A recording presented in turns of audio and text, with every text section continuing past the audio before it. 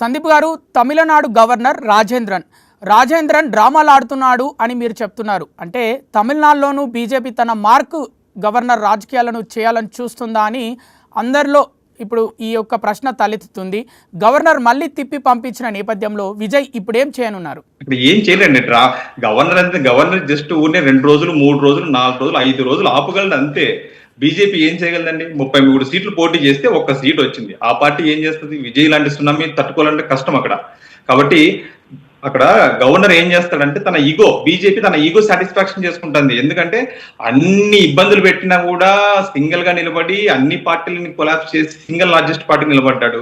కనీసం ఇతను ఎక్కడో చోట తన ఈగోనన్నా ఇబ్బంది పెట్టాలనే ఉద్దేశంతో గవర్నర్ దగ్గర ఈగో యాక్షన్లు చేస్తున్నారు తప్ప వాళ్ళు ఈ రోజు ఒకటంటే చాలా మందికి నేను సాక్షిపూర్వకం తెలియజేస్తున్నాను. ఇప్పుడు ఫస్ట్ సింగిల్ లార్జెస్ట్ పార్టీని ఆహ్వానించాలా.